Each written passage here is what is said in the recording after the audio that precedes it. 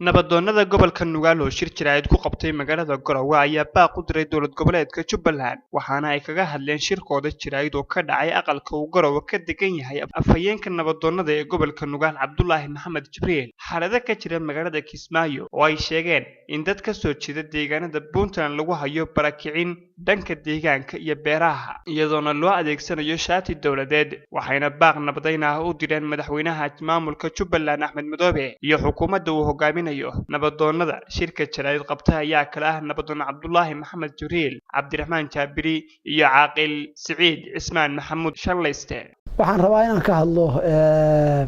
laba qodob odayaasha iyo nabadoonada kalena insha Allah iga damayn doonaan arintaasina waxay tahay dawladda aynu mataanaha nahay walaalahana nahay Jubbaland kamida maamul goboleedyada dalka Soomaaliya waxaan halkan uga soo jeedinaynaa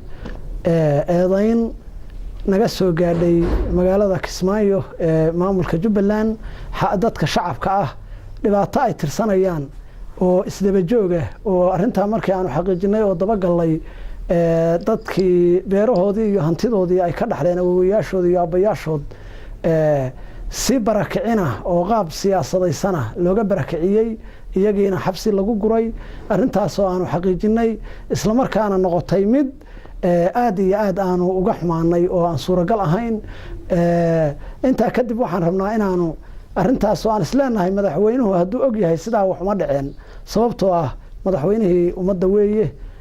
wanaag iyo sharaf baa naga dhaxaysa dadkeena in la hagardaamayo ama la dhibaateeyo hadee uma aanu dooran dadkuna waa isku mid oo in xaqul aadamiga iyo islaamnimada iyo ehelnimada intaba la ilaaliyaa waa arrin muhiim ah waxaan ka codsanaynaa oo u soo jeedinaynaa annagoo ku hadlayna afkii odayaasha dhaqanka gobolka Nugaal ama guud ahaanba Puntland in arintaas si degdeg ah madaxweynuhu wax uga qabto insha Allah hadduusan hore uga warhayna markii warkeenu gaaro uu saacadaha soo socda wax ka qabto iyo xilliga soo socda insha Allah intaasaan rabaa inaan hadalladayda ku soo koobo wixii kale aan ka tagayna odayaasha iga damayn doona wabillahi tawfiiq waxaana soo gaaraysa dad reer Jubbaland oo reer Kismaayood ah oo ka ab beerahoodii iyo deegaamadoodii in maaragtay la leeyahay yani nidaam maaragtay kale maaragtay dadka lagu barakicinayo dadka cabashadoodu waa wada gaadhi Soomaaliya oo dhan waxaan ka codsanaynaa madaxweynaha sharafta badan Soomaalinimada badan runtiina waxa weeye qofka ugu hadalay badan tahay ay Soomaali tahay inuu yahay qof sharaf leh waxaana ku dareemaysaa inuu mar labaad noqdo madaxweynaha Jubbaland taasna waxaan ahayn inaan taageerno golaha dhaqanka haddaan Puntland nahay iyo haddaan reer Garoowe nahay wuxuuna agtadaya ka yahay qof wanaagsan waxaan cabashada dadkaasi noo soo gudbiyeen u gudbinaynaa anagoo golaha dhaqanka ku metelayna in dadkaas xuquuqda iyo xaqa ay leeyihiin ee dastuuriga ah oo uu u ogol yahay dastuurka Soomaaliya dastuurka Jubbaland iyo xuquuqda islaamiga ah ay xaqa u yeesheen dhulkaasi uu dhaxal ahaa qaybtood agoon aan qaangaar ahayn leedahay in dadka loo celiyo hantidooda waxaan rajaynaynaa in arintaasi ay sharci mari doonto waana ku kalsoonahay maamulka ka jira hadduu yahay maaragtay golaha shacabka hadduu yahay maaragtay golaha fulinta oo madaxweynuhu u sareeyo waxaan codsanaynaa mar koowaad iyo mar labaad iyo mar saddexaad in dadka hantidiisa iyo beerihiisa iyo dhulkiisa shacabka ah oo masaakiinta ah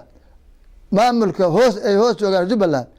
inay u ilaaliyaan oo uga celiyaan mooryaanta uga celiyaan shaararka u gashanaysa madaxduna waa ka nasaahantay waxa laakiin haddaan idinku baraarujin hadeedin ogey hadda dareensanayda ku dhaqaaqa hadii aan hadda idin ogeysinna ku dhaqaaqa sida markaanu leenahay hadii maleysiyadaas ay wax sii ciqaabto hadda wixii waxay isu rogaysaa wax kale iyo baraka male maleysi walba maleysiga kale u yeeranaysa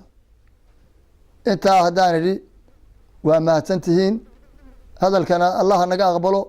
idinkuna naga ajiiba السلام عليكم ورحمة الله وبركاته. باقنا يا إيمان يحل الدجاجات الصومالية أي بدي قدين ربما يدتك يدنيا دوبكون نجحان سيدو كلنا دتك بيرها فلنا يا يديار قلوبين فلا شذا نوعية ذكر الدوان أدلك بيرها سبير هابيل سعيد كالسنتي في Garoowe